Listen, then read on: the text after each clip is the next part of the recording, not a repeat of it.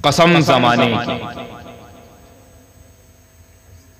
कसम जमाने की, बेशक इंसान घाटे में है, मगर वो लोग जो ईमान वाले हैं, अमले सौलेह वाले हैं, अमल वाले हैं, और वो लोग जो हक की वसीयत करते हैं, और वो लोग जो सब्र करते हैं। ये तो हुआ साहब मोटा मोटा माना।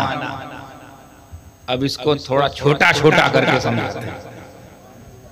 अल्लाह फरमाता है कि इंसान घाटे में है। लो भाई यहां आके हम तो फंस गए, सोच फंस गई हमारी, हम कहां फंसे। सोचने पे मजबूर आप ये हो सकते हैं कि अल्लाह ने जमाने की कसम खाई। जमाने की कसम याद करके अगली बात कही है। अब मुझे ये तो नहीं पता बिल्कुल ठीक से, और ना मैं गारंटी से कह सकता हूं कि किस जमाने की बात हो रही है, ये तो नहीं पता, मगर जमाने की कसम उठाई अल्लाह ने।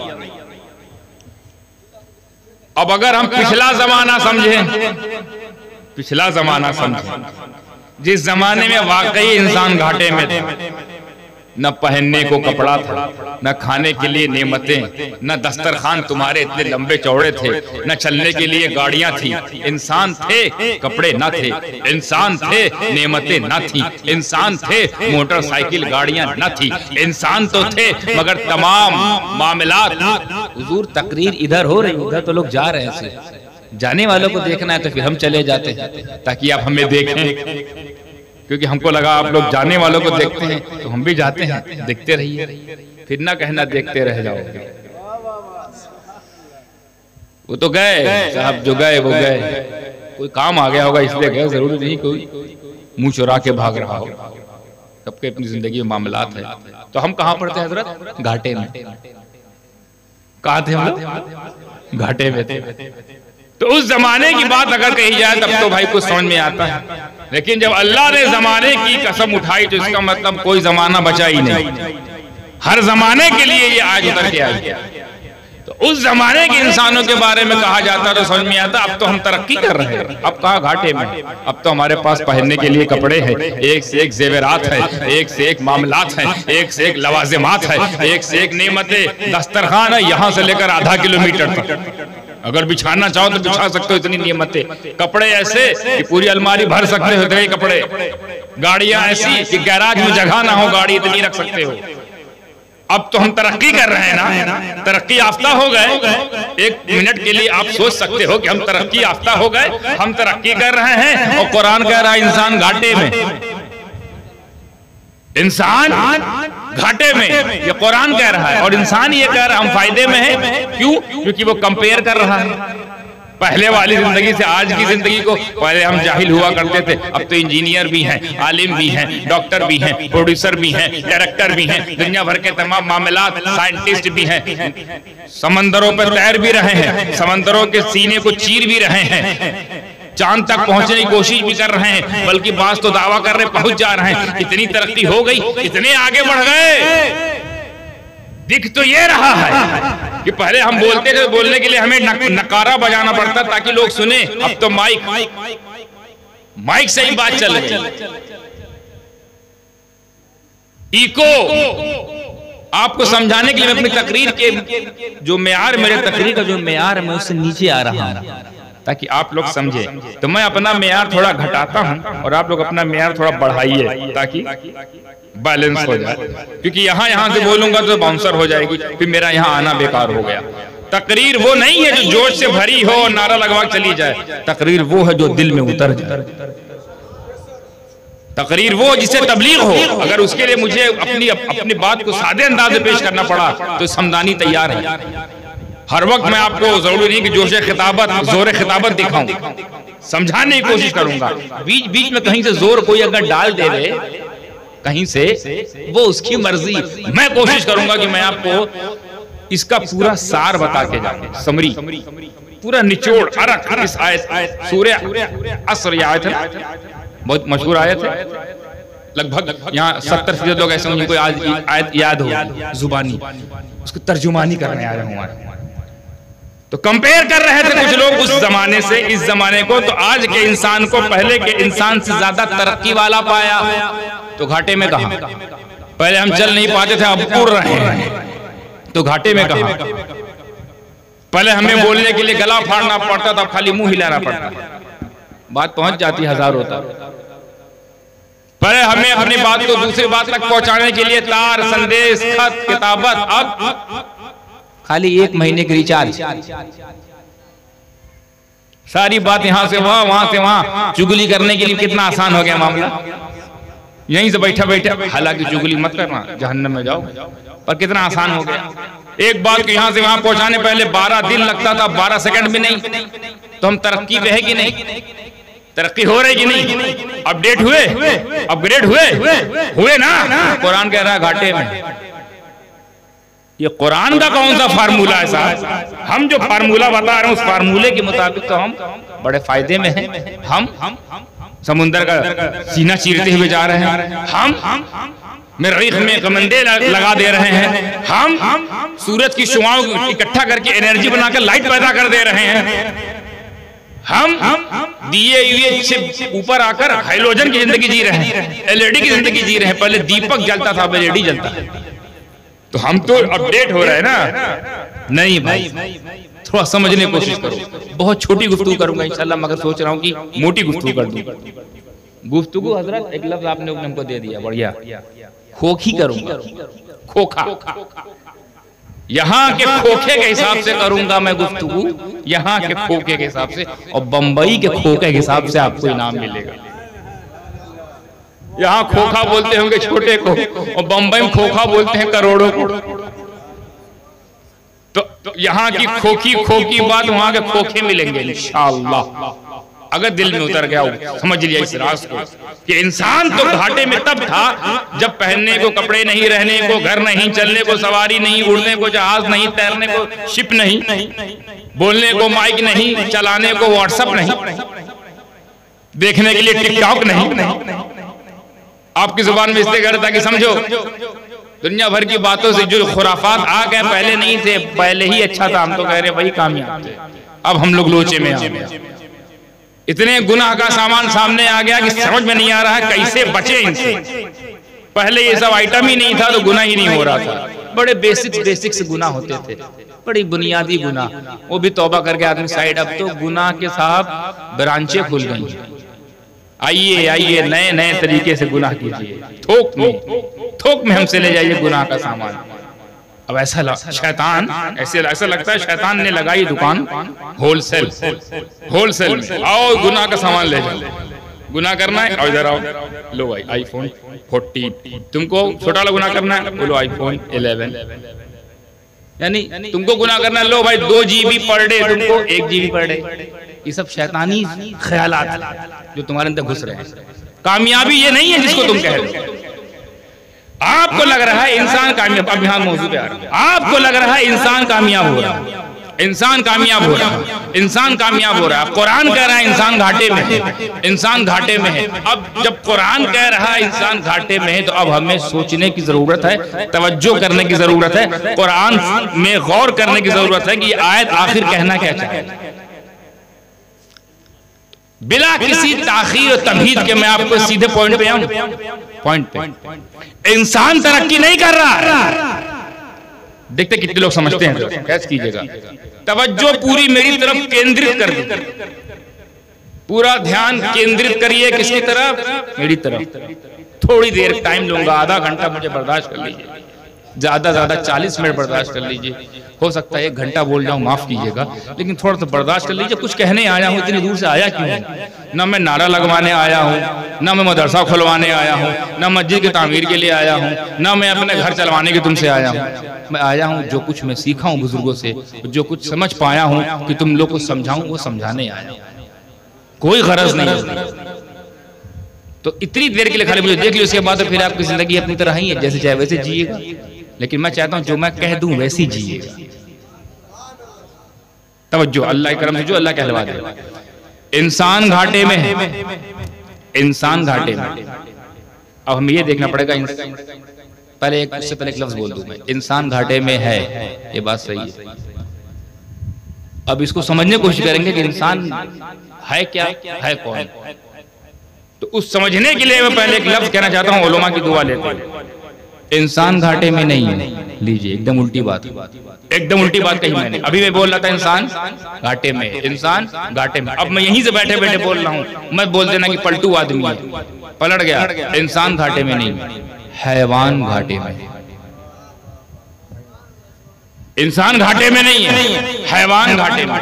क्या मतलब? हम इंसान बाद में, पहले हैवान हैं। हम हैवान हैं, उलमा जानते हैं। हमको मंतिक की जुबान में हमको हैवाने नातिक कहा गया है। हैवाने नातिक यानी बोलने वाला हैवान, यानी इसका मतलब बहुत सारे और भी हैवान हैं। हम उनसे थोड़ा हट के हैवान हैं, है तो हैवान मगर थोड़ा सा हट के। जैसे शेर को कहा जाता है, शेर भी हैवान है, उसको कहा जाता है हैवाने मुफ्तरिस, फाड़ने वाला हैवान। तो जो भी इस तरह के जानवर होंगे फाड़ने वाले, वो हैवाने मुफ्तरिस, चाहे शेर हो, चीता हो, भेड़िया हो, तेंदुआ हो, लेपर्ड हो, जगुआर हो, जितने भी ये नोचने वाले हैं उनको क्या बोलते हैं। और जो बोलने वाले जानवर हैं, बोलने वाले, उन्हें बोलते हैं हैवाने नातिक। तो बोलने वाले जानवर को इंसान कहते हैं। तो ये जो अभी तक हो रहा था, ये इंसान नहीं तरक्की कर रहा था, हैवान तरक्की कर रहा था। वो हैवान जिसके पास कपड़े नहीं थे, कपड़े आ गए। वो हैवान जिसके पास घर नहीं था, घर वाला हो गया। वो हैवान जिसके पास गाड़ी नहीं थी, गाड़ी वाला हो गया। वो हैवान जिसके पास इल्म नहीं था, इल्म वाला हो गया। वो हैवान जिसके पास डिग्री नहीं थी, डिग्री वाला हो गया। हैवान तरक्की कर रहा है, इंसान नहीं। क्योंकि आप खुद अपनी ही जबान में कहते हो, जब किसी इंसान को कोई ऐसा काम करते हुए देखते हो, किसी भी इंसान को, हालांकि वो इंसान है, हालांकि वो इंसान है, मगर उसको कोई ऐसा काम करते हुए देखो जो जुल्म पर मबनी हो, अत्याचार की तरह हो, जुल्म हो, अत्याचार हो, भयानक कोई वस्तु है जो उससे जो सादिर हो रही है, अगर इस तरह कोई गैर इंसानी काम उससे जब होता है, तो आप अपनी जुबान में नहीं बोलते हो अरे यार तुम में यार इंसानियत नहीं है क्या। हालांकि वो इंसान है, वो इंसान है, मगर उसकी हरकतें इंसानों वाली नहीं, हैवानों वाली थी। जब उसकी हरकतें तुमने हैवानों वाली देखी, क्योंकि कहीं ना कहीं वो हैवान है हजरत, कहीं ना कहीं वो हैवान है। तो जब आपने उसकी हैवानों वाली हरकत देखी तो आपने क्या कहा? ये नहीं कहा कि तुम में हैवानियत नहीं है क्या? क्या बोला आपने? तुम में इंसानियत, यानी आप एक इंसान से खुद इंसानियत का इनकार कर रहे हो। आप एक इंसान से कह रहे हो यार इंसान नहीं हो क्या? इसका मतलब इंसानियत कोई और चीज है, हैवानियत कोई और चीज है। अब हमें देखना पड़ेगा ये हजरत इंसान जो बैठे हैं बने किस चीज से हैं? तो दो चीज से बने, हैवान यानी जिस्म और रूह, रूहानियत। हमारे अंदर हैवानियत है और रूहानियत है। और आसान कर समझने के आगे गुफ्तगू, जिनकी हैवानियत तरक्की कर रही है, जिनकी हैवानियत तरक्की कर रही है, वो सिर्फ हैवान तरक्की वाला है। जिसकी हैवानियत यानी बेकपड़ा था कपड़े वाला हो गया, बेगाड़ी था गाड़ी वाला हो गया, बे इल्म था इल्म वाला हो गया, बेघर का था घर वाला हो गया, बेसरो सामान था सरो सामान वाला हो गया, बेडिग्री था डिग्री वाला हो गया। ये हैवान जो कुछ नहीं था, इतना कुछ होने के बाद जब ये सब चीज मिले, जब ये चीज आगे बढ़े, जब ये चीज अपडेट हो, तो हैवान अपडेट हो रहा है, हैवान अपडेट हो रहा है। लेकिन जब ईमान तरक्की करे, अमलियात तरक्की करे, अच्छे अमल तरक्की करे, जब रूह को गिज़ा मिले तो रूह अपडेट होती है, और जब रूहानियत बढ़ती है तब इंसान फायदे में। यानी इंसानियत को आगे गाड़ी नहीं बढ़ाती, रूह बढ़ाती है। इंसान को अपडेट घर नहीं करता, रूह करती है। तो जब रूह ही हमें हमारी इंसानियत की आईडी है, जब रूह ही हमारी इंसानियत की आईडी है, तो क्यों ना हम खुद रूहानी बन जाए?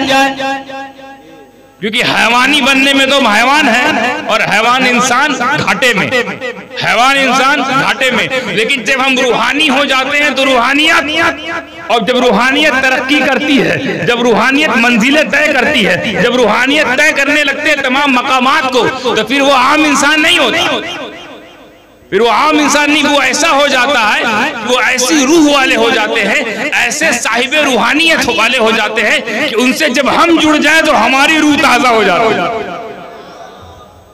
अब बताइए किसी साइंटिस्ट के पास जब आप जाते हो, बहुत आराम समझा रहा हूं, तो आप के ईमान में कोई फर्क पड़ता है? आपकी रूह में कोई बालिदगी पहुंचती है? आपकी आत्मा को शांति होता है? आपका शुद्धिकरण होता है? क्यों? क्योंकि हालांकि वो इंसान भी है, हालांकि वो इंसान है और तरक्की वाला भी है, डिग्री वाला भी है, पैसे वाला भी है, इल्म वाला भी है, सोर्स वाला भी है, सुयुक वाला भी है, और तमाम रसूख वाला भी है, तमाम पद वाला भी है, अधिकारी वाला भी है, सब कुछ है, वो सब कुछ है। उससे मिले, खाली मिले और चले आए, कोई सुकून। लेकिन दिल पे हाथ रख के, दिल पे हाथ रख के बोलना, गरीब नवाज जाते हो तो रूह को सुकून मिलता है कि नहीं? ईमान ताजा होता है कि नहीं? रूह करार, क्योंकि ये रूहानियत वाले, और रूहानियत ही तय करेगी कि इंसान फायदे में या घाटे में। अब फिर आइए इसको समझिए। कसम जमाने की इंसान घाटे में है, मगर वो लोग, मगर करके छाट दिया, मगर करके छाटा, मगर वो लोग जो ईमान वाले, यानी सिर्फ हैवान से काम नहीं चलेगा, सिर्फ तरक्की से काम नहीं चलेगा, सिर्फ डिग्री से काम नहीं चलेगा, सिर्फ डॉक्टर बन जाने से काम नहीं चलेगा, वकील बनने से काम नहीं चलेगा। घाटे में हो, घाटे में हो। हाँ, अगर वो डॉक्टर ईमान वाला भी है, वो वकील ईमान वाला भी है, और जैसा ईमान है वैसा अमल भी है। अल्लज़ीन आमनू व आमिलुस सालिहात, और साले अमल भी है, अमल भी साले हैं। ये लोग, और इन्हीं में वो लोग जो सब्र को तलकीन करें, सब्र की तरगीब दें, सब्र का प्रचार करें, सब्र की वसीयत करें और हक की वसीयत करें, ये लोग कामयाब।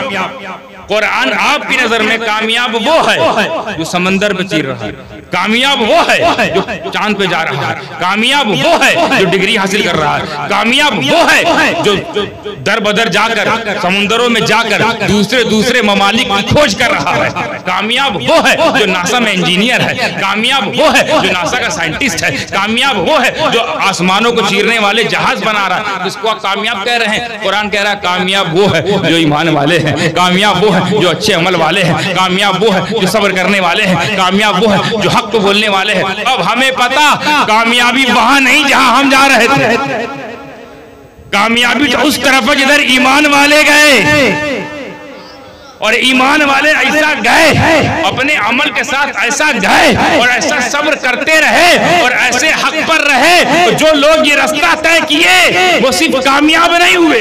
तवज्जो, जो लोगों ने ये रास्ता तय किया वो सिर्फ कामयाब नहीं हुए, बल्कि अगर उनमें कोई हुसैन था तो शहीद आजम बना दिया गया है, अगर कोई हसन मुश्तबा था तो इमाम आजम बना दिया गया, अगर कोई नोमान बिन साबित था तो इमाम आजम अबू हनीफा बना दिया गया, अगर कोई अब्दुल कादिर था तो गौसे आजम बना दिया गया, अगर कोई मुईनुद्दीन था तो गरीब नवाज बना दिया गया, अगर कोई कुतुबुद्दीन था तो बख्तियार काकी बना दिया गया, अगर कोई फरीदुद्दीन था तो बाबा गंज शक्कर बना दिया गया, अगर कोई निजामुद्दीन था, देखते कितने लोग पहुंचते हैं, अगर कोई निजामुद्दीन था मगर ये रास्ता क्योंकि वो चला, हक पर रहा, सब्र करता रहा, ईमान वाला था, अमल वाला था, तो अब वो निजामुद्दीन नहीं महबूब इलाही बना दिया गया, अगर कोई सिराजुद्दीन है तो आईने हिंद बना दिया गया, अगर कोई अलाउल हक है तो गंजे मखदूम गंजे नबात बना दिया गया, अगर कोई अशरफ है तो मखदूम अशरफ जहांगीर सिमनानी बना दिया गया, अगर कोई, देखते कितने लोग कैश कर रहे हैं, अगर कोई अली हुसैन है तो अशरफी आला हजरत बना दिया गया,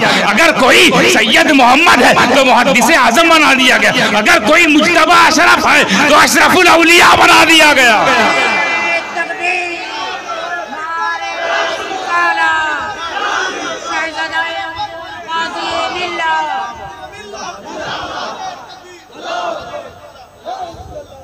और एक और बात बोले कि वो लोग जो इस राह में चले, ईमान लाए, अमल करते रहे और हमेशा हक पे रहे, मुसीबत पर सब्र करते रहे, तो अगर वो सुन्नी तो जन्नती बना दिया जाता है। ये है कामयाबी, इसके अलावा सब नाकामयाबी। एक जुमला जहन में आ गया। अब वो हजरात जो इस रास्ते पे चले वो ऐसा कामयाब हुए, ऐसा कामयाब हुए कि कामयाबी लोगों में बांटने लगे।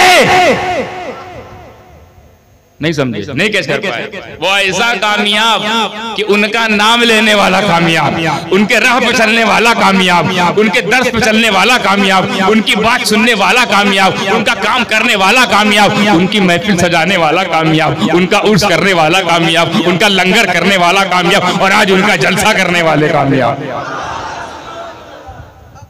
ये है कामयाबी। वहां कहां जा रहे हो? हम पूछते हैं कामयाब लोगों से, भैया जो 300, 400, 500 करोड़ डॉलर तो खर्च किया ही होगा वहां जाने के लिए, समझो। चांद पे गए साहब, हमने पूछा अरे साहब बड़ा आपने अच्छा काम किया, बहुत मेहनत की, चांद पे गए तो कुछ हम लोग के लिए लाए भी काम की चीज? भाई गए क्यों? पहले तो बताओ गए क्यों? अगर गए तो भाई हमारी इस सूनी दुनिया में इस बिल्कुल बेरंग जिंदगी में रंग भरने के लिए कुछ लाए वहां से? क्या करने गए थे? जैसे भाई कोई सऊदी जाए तो पूछे सऊदी गए थे क्या करने गए थे? भाई बोले नौकरी करने गए थे। कुछ लाए? हाँ, क्यों नहीं लाए? घर पैसा लाए तो कुछ समझ में आया, कौड़ी लाया, पैसा लाया। ये साहब एक तो खर्चा किया, दिमाग अलग लगा है, टेंशन में अलग थे कि जिंदा आएंगे मुर्दा आएंगे, ये अलग रिस्क, दुनिया भर का टेंशन, पैसा कौड़ी, रॉकेट बनाए लेके चल दिए, चल पड़े साहब। भाई साहब क्या लाए? हम पूछे कुछ लाए? कुछ करार लाए? बेचैन जिंदगी के लिए चैन लाए, बेकरार जिंदगी के करार लाए, बेरंग जिंदगी को रंग लाए, क्या लाए? बोलते हैं खाक लाए। अरबों रुपया खर्च करके ये कामयाब लोग गए और क्या लेके आए? मिट्टी, पत्थर लाए, पत्थर। अबे भाई हमारे दुनिया में पत्थरों कमी थी, 4 पत्थर और ले आए।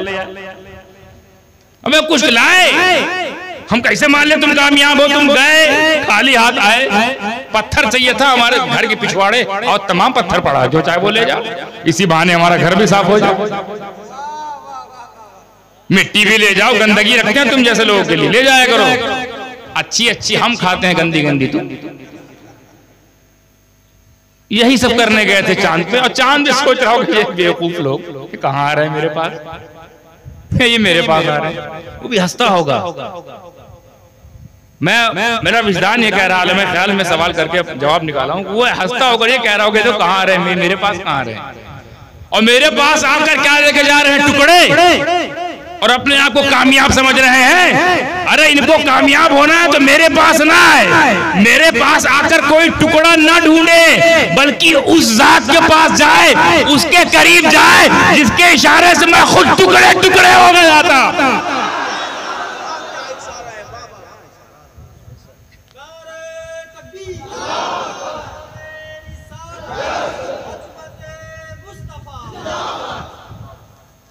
वाह, अरे कामयाब होना है तो वहां जाए कि तुम तो शायद उसके पास से गुजर भी ना पाओ, तुम तो शायद उसकी शुआओं को अपनी आंखों में समा भी ना पाओ, तुम तो शायद उसकी गर्मी को महसूस भी ना कर पाओ, तुम्हारे जहाज शायद वहां तक पहुंचते पहुंचते पिघल जाए, मगर तब भी तुमको कामयाबी नहीं मिलेगी। कामयाबी मिलेगी मुस्तफा के दर से मिलेगी। क्यों? क्योंकि जिस सूरज तक तुम जा नहीं सकते वो सूरज इशारे में पलट के आके सलाम करता है।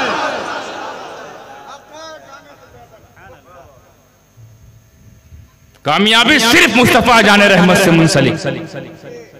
कामयाब होना है तो मुस्तफा जाने रहमत पर ईमान लाओ, कामयाब होना है तो मुस्तफा जाने रहमत के कहे हुए अमल पर, कही हुई बात पर अमल करो। कामयाब रहना है तो मुस्तफा ने जो दीन हक दिया है उसी हक पर हक के साथ बने रहो, और कामयाब होना है तो मुस्तफा जाने रहमत ने जो तरीका सिखाया है तकलीफ में सब्र का, वो सब्र करो। इसी पूरी आयत के मजमूए का नाम है इल्लल्लज़ीना आमनू व अमिलुस्सॉलिहाति व तवासौ बिल हक़ व तवासौ बिस सब्र। और इसीलिए कहा गया अहले बैत कुरान की प्रैक्टिकल है। अहले बैत कुरान थ्योरी, अहले बैत प्रैक्टिकल। बहुत सी आयतों से साबित कर सकता हूँ अहले बैत इस आयत की कैसी प्रैक्टिस कर रहे हैं, इस आयत की कैसी प्रैक्टिस कर रहे हैं, इस आयत के बारे में क्या उन्होंने पेश किया अपनी जिंदगी को। चलिए, लेकिन आज जो पढ़ा उसी में देख लीजिए। वो हुसैन जिनके ईमान का ये आलम कि न 22,000 का खौफ है, न भूख की डर है, न खौफ ज़दा है भूख से, न डर है प्यास की, न अपने बाद कत्ल होने के बाद बचे हुए को बचे रहने का खौफ। ये भी उनको नहीं डरा रहा है, खौफ डरा नहीं पा रहा है, भूख कमजोर नहीं कर पा रही है, प्यास उनको तड़पा नहीं पा रही है। ऐसे हक पर, ऐसे ईमान वाले, और अमल ऐसा कि भूख है मगर नाजायज नहीं खा रहे हैं, प्यास है मगर जिंदा होने के लिए कोई भी चीज का इस्तेमाल नहीं कर रहे हैं, अमल भी अच्छा है, साथ साथ डराया भी जा रहा है कि जरा कम करके देखें क्या करते हैं। तुम कम करके देख लो, हम हुसैन इब्ने अली हैं, हम हुसैनी हैं, हम अहले बैत अतहार हैं, हम कुरान की तफसीर है, कुरान जैसा जैसा बोलता है, कुरान में जैसा जैसा लिखा है हम वैसा वैसा करते हैं। कुरान को पढ़ो, हमको देखो, कुरान को पढ़ो, हमको देखो, कुरान की तरफ देखते रहो, हमको देख के समझते रहो। कुरान को समझना है तो अहले बैत की जिंदगी झांकनी पड़ेगी, कुरान को समझना है, अहले बैत की जिंदगी को झांको। सिर्फ कह देने से काम नहीं चला, करके दिखाया है। ईमान वाले हुसैन। अच्छा, ये इसलिए जरूरी था ये तफसीर बयान करना क्योंकि सामने भी ईमान वाले थे, सामने भी, इधर भी ईमान वाले, उधर भी ईमान वाले, इधर भी नमाज वाले, उधर भी नमाज वाले, इधर भी कलमे वाले, उधर भी कलमा वाले, इधर भी शहादत वाले, उधर भी शहादत वाले, इधर भी कलमे तैयब वाले, उधर भी कलमे तैयब वाले, इधर भी अजान वाले, उधर भी अजान वाले, इधर भी कुरान वाले, उधर भी कुरान वाले, इधर भी क़ारिए कुरान, उधर भी क़ारिए कुरान, इधर भी आलिम दीन, उधर भी आलिम दीन, इधर भी मुफ्ती, उधर भी मुफ्ती, इधर भी गाजी, उधर। अब आगे नहीं बोलेंगे, इस लायक तो नहीं है वो, इस लायक तो नहीं कि गाजी कहें, ये लफ्ज अच्छा निकाला आपने। उधर पाजी, इधर मुजाहिद, इधर अल्लाह की राह में शहीद होने वालों का जज्बा, उधर तख्त हासिल करने का नशा। तो तुम तख्त नशीद हो गए, जानशी ना हो सके, तख्त नशीद हो गए, जानशी ना हो सके। जानशीन ऐसे होते हैं कि भूख भी उन्हें कमजोर नहीं कर पाती, प्यास भी उन्हें तोड़ नहीं पाती। बेईमानों का खौफ, बेईमानों का डर, बेईमानों का गलबा इनके ईमान पर जरा सा भी आंच नहीं लाता। ऐसे ईमान वाले बनो, ऐसे ईमान वाले कामयाब, ऐसे अमल वाले कामयाब। तो आप ईमान और अमल देख के इसीलिए फिल्टर किया है, वो लोग कामयाब है जो ईमान वाले हैं। यहीं भी रुक नहीं गया अल्लाह, साथ में अमल भी लगा दिया। ईमान तो है, क्या वैसे ही अमल है कि नहीं, इसी से फिल्टर हो गया, इसी से एनआरसी हो गई कि ईमान तो इधर भी है, ईमान उधर भी है, नमाज इधर भी है, नमाज उधर भी है, रोजा इधर भी है, रोजा उधर भी है, मगर अमल में लोचा, वो अमल नहीं है जो शरीयत मोहम्मदी के मुताबिक हो। चलो मान लेते हैं कुछ चीजों में अमल सेम था, इधर भी नमाज थी, उधर नमाजी थी, घंटा नहीं बजता था। इधर अगर रोजा रखते तो वो लोग भी रोजे के कायल थे, मगर मजमूई तौर पर वो अच्छे आमिल नहीं थे। मगर कोई सर फिरा अगर बोल भी दे, अरे कम से कम अमल तो वही था ना, अजान तो वही थी ना, नमाज तो वही थी ना, कुरान तो वही था, तो दोनों मोमिन हुए कि नहीं हुए, दोनों अमीर सवाले वाले हुए कि नहीं। अगर बात हम कहते तुम्हारी बात ठीक है, हम मान भी लेते कि दोनों कामयाब है, मगर अगर कुरान यहीं पे रुक जाता, अल्लाह यहीं पे बात खत्म कर देता। अल्लाह ने यहाँ बात नहीं खत्म की है कि ईमान लाना और नेक अमल करना ही काफी है। तवज्जो, ईमान लाना और नेक अमल करना ही काफी है। हालांकि नेक अमल दूसरी पार्टी से तो हुआ ही नहीं, उधर जुल्म था, इधर सब्र था, इधर सब्र था, उधर जब्र था, इधर साबिर, उधर जाबिर, इधर मजलूम, उधर जालिम, इधर अल्लाह के बंदे, उधर नफ्स के बंदे, शैतान के दोस्त। मगर चलो फिर भी मान लेते हैं कि अल्लाह क्या फरमाता है, और फिल्टर कर रहा है, इनकी और एनआरसी कर रहा है। कैसे? वतवासौ बिल हक, वो जो हक की वसीयत करे, वो हक की वसीयत करे। यानी सिर्फ ईमान पर रहना कामयाबी नहीं है, ईमान के साथ अमल भी करना है, और सिर्फ अमल पर कर लेना ही कामयाबी नहीं है। साथ साथ हर वक्त, हर पल, हर क्षण, हर सेकंड, हर एक पल आपको हक पर रहना है, हक तक रहना है, हक से रहना है, हक के रहना है। आगे अब यहाँ पे फिल्टर हो गया। अब हक पर तो एक ही थे ना, अब खुद दिल पे हाथ रख के बताओ, वो 72 हक पे थे या 22,000? फैसला तो आप ही कर दिया, 72 हक पे। फिर आगे कहा वतवासौ बिस्सब्र, और सब्र करने वाले भी हों। सब्र करने वाले भी हों, बस यहीं से मामला क्लियर हो गया, यहीं से मालूम हो गया कि इन दो जमात में कामयाब जमात कौन है, इन दो ग्रुप में कामयाब ग्रुप कौन है, ये दो पार्टी में कामयाब पार्टी कौन है। हमने देखा यजीदियों को और उनका तरीका, और फिर हमने देखा हुसैनियों को फिर उनका तरीका। यजीदियों में देख रहे हैं ईमान तो लाए हैं मगर अमल पल्ले नहीं है, और अमल अगर है तो हक पर भी नहीं है, और हक पर हो कैसे, क्योंकि सब्र की भी तौफीक नहीं है। मगर इधर देखा हमने, जब हुसैन की तरफ देखा तो उधर ईमान भी है, उधर अमल भी है, उधर हक पर रहने का जज्बा भी है, और सब्र पर ऐसे इस्तेकामत है, सब्र पर ऐसे साबित कदमी है, सब्र ऐसा कर रहे हैं, सब्र ऐसा कर रहे हैं कि सिर्फ उनको साबिर नहीं कहा गया, जो साबिर नहीं कहा गया, सब्र की, सब्र अपने आप में खुद एक अहमियत वाली चीज है। तवज्जो, एक नया जुमला ज़हन में आया, सब्र अपने आप में खुद एक अहमियत वाली चीज।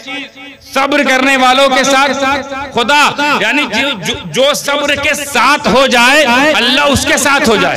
ये सब्र की ताकत, ये सब्र की ताकत, ये सब्र की ताकत पूरी जुर्रत के साथ मैं कह रहा हूं कि मेरा हुसैन ऐसा साबिर है, ऐसा साबिर है कि उसने सब्र करके अपने को बुलंद नहीं किया, बल्कि सब्र करके मंजिले सब्र को बुलंद कर दिया है। सब्र के मकाम को बुलंद कर दिया, उसका नाम हुसैन, जिसने सब्र के मकाम को बुलंद कर दिया। यही मैं अक्सर कहा करता हूं कि शहीद होते हैं लोग मकाम पा जाते हैं, शहीद होते हैं लोगों को मकाम मिल जाता है। जो शहीद हो जाएं उन्हें मुर्दा ना कहो, जो शहीद हो जाएं वो जिंदा है, जो शहीद हो अल्लाह की राह में, जो अल्लाह की राह में जिन्होंने अपनी गर्दनें दे दी उन्हें मुर्दा ना कहो। ऐसा एजाज मिला क्यों, ये अवार्ड मिला क्यों, ये रिवॉर्ड मिला क्यों, ये इनाम मिला क्यों, किस प्रतियोगिता में भाग लिया? तो पता चला जान देने वाली प्रतियोगिता में भाग लिया। जान देने वाली प्रतियोगिता में जब भाग लिया तो अल्लाह ने उनको ऐसा इनाम दिया कि अब वो जिंदा। शहीद होने के बाद शहीद होने वाले का मर्तबा बुलंद होता है, शहीद होने के बाद शहीद होने वाले का मर्तबा बुलंद होता है। और हुसैन, तुम्हारी शहादत पे मेरे माँ बाप कुर्बान, तुम कैसे शहीद हो कि तुम शहीद होने के बाद तुम्हारा मर्तबा नहीं, शहादत का मर्तबा बुलंद हो गया है। वो है हुसैन। तफसीर देखिए आप, ये आयत देखिए, करबला का मंजर देखिए, फिट बैठती है कि ईमान हुसैन के साथ, अमल हुसैन के साथ, हक हुसैन के साथ। बल्कि हक तो हम कहते हैं, गरीब नवाज कुछ और कहते हैं। हम तो इतने ही बोले कि हक पर थे, गरीब नवाज के अभी समझ नहीं पाए, बहुत पीछे हो, बहुत पीछे हो। मेरी जुबान समझना चाहते हो कौन है हुसैन? तो फरमाते हैं शास्त हुसैन, बादशाह हुसैन, दीन अस्त हुसैन, दीन अस्त हुसैन। तुम हक पर फंसे हो, दीन अस्त हुसैन। और सिर्फ इतना ही नहीं, दीन पनाह अस्त हुसैन। यानी हुसैन कौन? गरीब नवाज फरमाते हुसैन शाह है, हुसैन शाह है। फिर आगे करते हुसैन बादशाह है। बादशाह उसको कहते हैं जो किंग मेकर हो। एक होता है किंग, एक होता है किंग मेकर, एक होता है राजा, एक होता है राजा बनाने वाला। तो हुसैन राजा भी हैं और अपने बाद वालों को राजा बनाने वाले भी हैं। और कैसा राजा बनाया, किसी को गौसियत कुबरा दे दी, किसी को ख्वाजगियत दे दी, किसी को मखदूमियत दे दी, किसी को कुतुबियत दे दी, किसी को अब्दालियत दे दी, किसी को नुजबाइयत दे दी, किसी को नुकबाइयत दे दी। ये कौन दे रहा है? हुसैन। तो क्यों दे रहे हैं? क्योंकि वो किंग मेकर भी है। और सिर्फ यही नहीं रुक गए, गरीना फरमाती है ये तो अभी सिर्फ शुरुआत है, ये सिर्फ तमहीद बांधी है। असल में तो हुसैन दीन है, हुसैन दीन है, और दीन तो है ही है, आगे दीन की पनाह है, दीन की यानी हुसैन ही की पनाह में दीन, हुसैन की पनाह में दीन। और ये भी गलत नहीं होगा, दीन की पनाह में हुसैन। कैसा चोली दामन का साथ। अब इसको मैं समझाऊंगा आगे कि दीन कैसे है, दीन की पनाह कैसे है, ये समझा कर इंशाअल्लाह बात अपनी खत्म करूंगा इंशाअल्लाह। आपको वो वाक़या मालूम होगा, बहुत सारी इसकी अहादीस, मगर एक वो मशहूर मारूफ हदीस लेकर मैं साबित करना चाहता हूँ हुसैन क्या है, फिर बताता हूँ हुसैन, उसका नतीजा जो निकला वो बताऊंगा इंशाअल्लाह। बहुत आराम से इसलिए बोल रहा हूँ ताकि आप लोग बूझ रहे हैं ना। अल्हम्दुलिल्लाह। नमाज पढ़ रहे थे रसूल अकरम नूर मुजस्सम सल्लल्लाहु ताला अलैहि वसल्लम, बड़ा मशहूर वाक़या। तो वाक़या निगारी मकसूद नहीं, पुश्ते मुबारक पर कोई आके बैठ गया। कौन बैठा? देखिए माशाल्लाह कितना ही मशहूर है कि सब जानते हैं और जानना भी चाहिए, ये हमारे अकीदे की बात है। अच्छा, जब सजदा किए मेरे नबी पाक सल्लल्लाहु अलैहि वसल्लम तो आपकी आंखें मुबारक किधर रही होंगी? जमीन पर, सजदागाह पर, जमीन पर। अब आप इस तरह होके देखिए और कोई पीठ पे आके बैठ जाए, आपको कैसे मालूम कौन बैठा है? उसके लिए नबी वाली आंखें चाहिए कि जो आगे भी देखती हूँ पीछे भी देखती हूँ। और ये बदबख्त कहते हैं मेरे नबी को दीवार के पीछे का भी इल्म नहीं था। अब जो सजदे में बता दे पीठ में कौन बैठा है, और ऐसा बैठा कि इसको मैं गिरा नहीं सकता अगर मैं उठा। अबे जिस हुसैन को मेरे नबी ना गिराए, उस हुसैन को गिराने की कोशिश इन 22,000 ने की। क्या मुंह दिखाएंगे मेरे नबी के सामने जब मैदान महशर में ये जाएंगे? कैसे फेस करेंगे अपने उस नबी को जिसका कलमा तो पढ़ा मगर उसको गिरा दिया, जिसको नमाज में मेरे नबी ने नहीं गिराया, उसको गिराया मगर वो पुष्ट पर है। अब मेरे नबी ने क्या किया? सजदा लंबा कर दिया। लंबा क्यों किया? समझते जाइए। लंबा क्यों किया? ताकि उठेंगे तो गिरेंगे, उठूंगा तो गिरेंगे, और मैं गवारा नहीं करता हूं कि हुसैन जमीन पर गिरे। क्या मोहब्बत है इमाम हुसैन से, मेरे रसूल पाक की मोहब्बत देखिए। हालत बंदगी में भी ख्याल हुसैन, हालत इबादत में ख्याल हुसैन। और एक और नुक्ता पेश करूं, नमाज जब इंसान पढ़ता है तो बंदा अपने रब के करीब हो जाता है, तभी तो नमाज पढ़। ऐसे बंदे हम जैसे नहीं, हम लोग तो गंदे हैं, जो अल्लाह के बंदे हैं उनकी बात कर रहा हूं। और फिर उसमें जो नबी हो तो बात खत्म, इंतहा। नमाज बंदे को रब के करीब करती है, फिर रुकू में जाता है, बंदा रब के और करीब होता है। और उलमा फरमाते हैं और हदीस में मफहूम है कि जब बंदा सजदे में हो, सजदे में जाता है तो गोया अपने रब के सबसे करीब हो जाता है। बंदा जब अपने रब का कुर्ब हासिल करता है, अपने रब के करीब होता है, उस अमल का नाम है सजदा। और उसी अमल में थे नबी। अब आप अपने थोड़ा दिमाग के घोड़े दौड़ाइए। मेरे नबी सजदा किए थे तो किसके करीब हुए थे? और सबसे ज्यादा करीब वही अमल है। सजदे की हालत में अल्लाह के रसूल कहां पहुंचे होंगे? कुर्बे खुदा में, कुर्बे खुदा में, खुदा के करीब मेरे नबी पहुंचे। और उसी हालत में आ गए इमाम हुसैन पुश्त पर। अब बताओ, जब इमाम हुसैन पुश्त पर आए उससे पहले मेरे नबी कहां थे? नबी मेरे खुदा के करीब, खुदा के करीब, कितने करीब? जितने करीब वो हो सकते हैं। उनसे ज्यादा खुदा से करीब कौन होगा? उनसे ज्यादा खुदा से करीब कौन होगा जो खुदा को जाके देख के आया हो? उनसे ज्यादा खुदा से करीब कौन होगा? उतने करीब हालत सजदा में खुदा के करीब, खुदा के करीब। और पीठ पे बैठ गया उनका हबीब हुसैन, उनका हबीब। तो जहां तक ख्याल, जहां तक मेरे नबी की कुर्बत, जहां तक कुर्बे इलाही, जहां तक कुर्बे अल्लाह, जहां तक कुर्बे खुदा, वहां तक ख्याले हुसैन, वहां तक ख्याले हुसैन। यानी जब मेरे नबी सजदे में है तो सुभान रब्बिल आला तो पढ़ रहे हैं, सुभान रब्बिल आला, सुभान रब्बिल आला, सुभान रब्बिल आला, ये तो पढ़ रहे हैं। साथ में ख्याल भी है कि अभी भी हुसैन पीठ पर है, अभी भी हुसैन पीठ पर है, अभी भी हुसैन पीठ पर है। ख्याल यहाँ चल रहा है और कुर्बत देखिए अल्लाह की तरफ है। ऐ अल्लाह सुभान रब्बिल आला, सुभान रब्बिल आला, मैं तेरे करीब हूँ, सुभान रब्बिल आला, तू सबसे बुलंद है, सुभान रब्बिल आला, तेरी कुर्बत मुझे मिल रही है क्योंकि मैं हालत सजदा में हूँ, सुभान रब्बिल आला। उतनी ही करीब जाकर ख्याल हुसैन अभी पीठ पर है, ख्याल हुसैन अभी सर नहीं उठाऊंगा, हुसैन पीठ पर है। तो जहां जहां तक खुदाई, जहां तक खुदाई वहां तक सजदे में मुस्तफाई। देखते कितने लोग पहुंचते हैं, लफ्ज़ पहुंचते। तो मुझे कह लेने दीजिए, जहां तक खुदाई है वहां तक मुस्तफाई है, और जहां तक मुस्तफाई है वहां तक हुसैन की रसाई है। ये नया नुक्ता जहन में आया तो मैंने कहले पेश कर दूं, बहुत सारी बातें सुनने में। वो है हुसैन। अब हुसैन का ख्याल तो मेरे नबी ने नमाज में किया कि नहीं किया? और नहीं किया हो तो उड़ जाते तो गिर जाते। नबी नबी नबी होकर नबी होकर हुसैन का ख्याल करें, तुम उम्मती होकर नबी होकर हुसैन का ख्याल कर रहे, तुम उम्मती होकर कत्ल कर रहे हो। मिलोगे उन्हीं से, क्योंकि जन्नती जवानों के सरदार वही हैं। मिलोगे उन्हीं से कि जिनका तुम कलमा पढ़ते थे ना, उनके नाना थे, नाना। क्या मुंह दिखाओगे?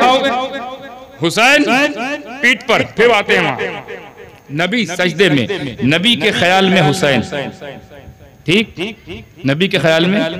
अभी बताइए, हुसैन अपने तमाम फजीलतों मकामात के बावजूद, अपने तमाम तर मकामात, सियादत, शहादत, इमामत, सदाकत, अदालत, सखावत के बावजूद, तमाम तर फजीलत के बावजूद, मरातिब के बावजूद, मदारिज के बावजूद, कमालात के बावजूद, जमालात के बावजूद उम्मती है कि नहीं? उम्मती है। और नबी तो नबी है। तो नबी ने हालत नमाज में उम्मती का ख्याल किया, नबी की नमाज नहीं खराब हुई। इन बदबख्तों को देखो, ये कहते हैं नमाज में नबी का ख्याल आ जाए तो उम्मती की नमाज खराब हो जाएगी। तो जब उम्मती के ख्याल से नबी की नमाज नहीं खराब होगी, तो नबी के ख्याल से उम्मती की नमाज कैसे खराब हो सकती है? समझ रहे हैं मेरी बात? अब आप फिर सोचेंगे कि हुसैन का ख्याल किया, हुसैन तो यार दुनिया है, और नबी दीन का महवर, दीन का पैकर, दीन का मददगार, दीन का पैगाम लाने वाला, यानी सरापा नबी खुद दीन होता। नबी दीन है, उससे जो जुड़ जाए वो दीन वाले होते हैं। नबी दीन तो नबी तो दीन है, और हुसैन दीन नहीं है, तो क्या दीन ने, नबी ने नमाज में दुनिया का ख्याल किया? दुनिया ख्याल किया? अगर हम हुसैन को दुनिया का है तो ये हुसैन का मकाम नहीं घटा रहे हो। तवज्जो, अगर हमने हुसैन को दुनिया कहा तो हुसैन का मकाम नहीं घटाया आपने नबी की नमाज पर एतराज कर दिया कि नबी अपने ख्याल में नमाज में अपने ख्याल में दुनिया लाते हैं। नबी के नमाज में दुनिया का ख्याल आता है, तो ऐसा कैसा नबी हो सकता है जो नमाज में दुनिया का ख्याल लाए? तो एतराज नबी की नमाज तक पहुंचेगा, नबी की नमाज तक पहुंचेगा। तो इसीलिए वो ना कहो जो तुम समझ रहे हो, वो ना कहो जो तुम्हारे अकल में घुस रही, जबरदस्ती घुसेड़ा जा रहा है। तकरीर, तबलीग, जमात के जरिए जो तुम्हारे दिमाग में जो जरासीम डाली जा रही है, वो सच्चा नहीं है। सच्ची बात तो वो बताएगा जो खुद सच्चा हो।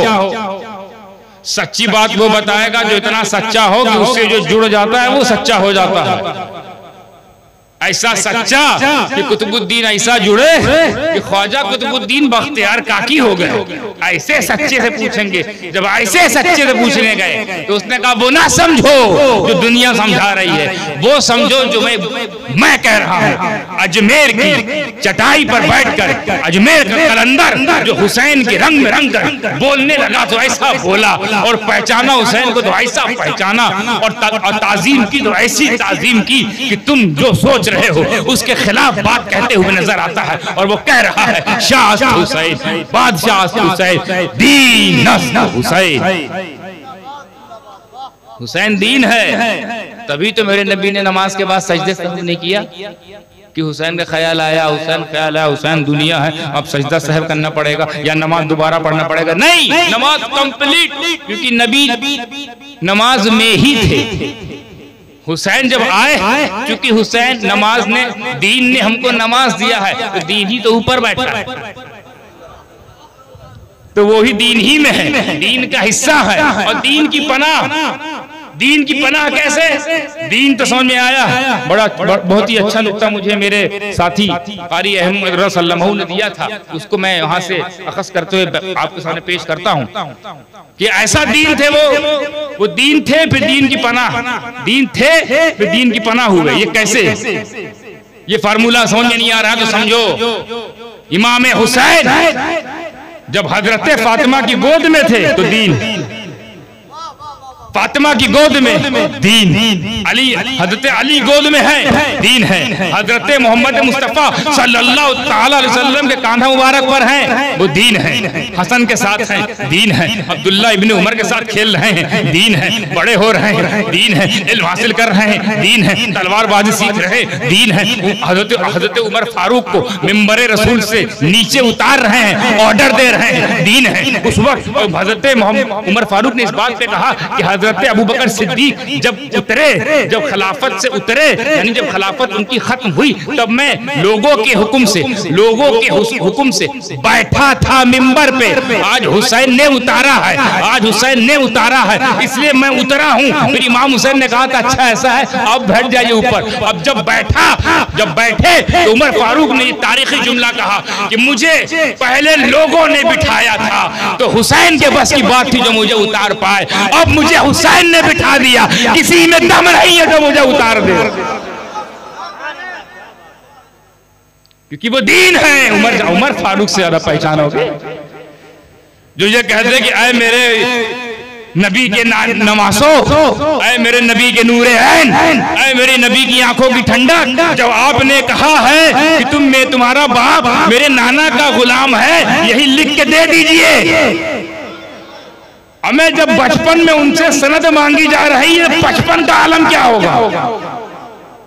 बचपन में सनद मांगी जा रही है कि आप ये लिख दीजिए कि मैं आपके नाना का गुलाम हूं, और ऐ अब्दुल्ला, ऐ मेरे बेटे, जब मेरा इंतकाल हो जाए तो ये पर्ची मेरे कब्र में मेरे सीने पे रख देना। अब ये सनद हो गई है। अब मेरे मैदान महशर में जब मेरा अल्लाह मुझसे पूछेगा क्या लाए हो, बोले मैंने तो बहुत सारे अमल किए थे अल्लाह, पर पता नहीं कौन से कबूल हुए कि नहीं कबूल हुए, एक चीज लाया हूँ, अपने मुस्तफ़ा जान रहमत के नवासे की सनद लेके आया हूँ। उन्होंने अपने जुबान मुबारक से कहा था तेरा बाप मेरे नाना का गुलाम है, बस यही लिख के। वो हुसैन, इनको उमर फारूक पहचाने तो कैसा पहचाने, और कहा कि उतर जाओ। इतने छोटे थे इमाम हुसैन उस वक्त, जाओ बड़े होंगे, बच्चे थे, नाबालिग थे। उस वक्त हुक्म ऐसा माना जा रहा है कि मिंबरे रसूल से उतारने कह दिया। मालूम क्या कहा था हुसैन ने? है प्यारी जुबान के अल्फाज सुन लीजिए, नन्ही मुन्नी जबान, अल्फाज सुनिए। ऐ उमर, ये मेरे नाना का मिंबर उतरो। क्या इख्तियार है, ये मेरे नाना के मिंबर पर तुम क्यों बैठे, उतरो। आप उतर गए। वो बोल सकते थे अरे हमारे नाना जब थे तब थे, उसके बाद सिद्दीक अकबर है वो बैठे थे, अब हम खलीफा हम बैठ रहे। नहीं, जानते हैं इनसे नहीं पंगा लेना, ये घर वाले हैं, हम दर वाले हैं, ये घर वाले। हम ईमान लाए तब मुसलमान हुए, तो इस्लाम लाए हैं। अल्लाहु अकबर, अल्लाहु अकबर। मेरे नाना का है, मेरे नाना का उतरिए।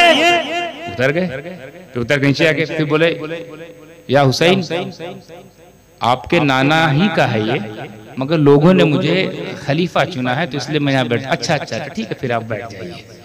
है क्या अंदाज, मासूमाना अंदाज। अच्छा ऐसी बात है, बैठिए। तब ये जुमला कहा था, ये जुमला जो मैंने अभी कहा कि मुझे तो पहले लोगों ने बिठाया था, लोगों ने बिठाया था, तो हुसैन के बस की बात थी जो उतार दे। अब हुसैन ने बिठा दिया। अब लोगों के बस की बात नहीं जो मुझे उतार दे। ये है हुसैन।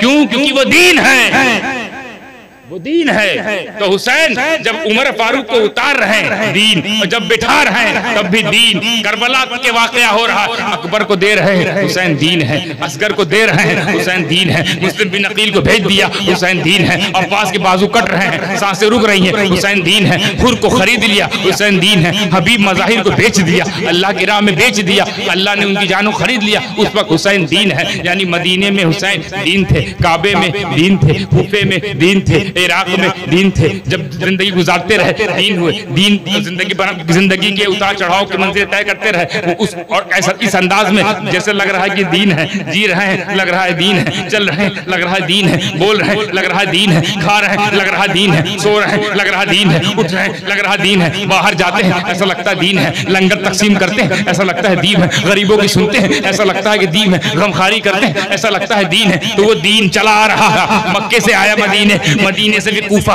और कूफे से जब करबला आया तो करबला तक हुसैन के हर अमल को दीन कहा गया, क्योंकि हुसैन दीन। और जब हुसैन रज़ी अल्लाह ताला अन्हु अला नबी जिना अलैहि सलाम ने करबला में आखिरी सजदा करते हुए जो अपनी गर्दन को दे दी, तो अब मुझे कह लेने दीजिए कि मदीने से लेकर करबला तक, मदीने से लेकर करबला के आखिरी सजदे तक हुसैन दीन, हुसैन दीन, हुसैन दीन नजर आ रहे हैं। और सजदा करने के बाद गर्दन राह खुदा में कटा देने के बाद कयामत तक दीन की पनाह, दीन की पनाह, दीन की पनाह बने नजर आ रहे हैं।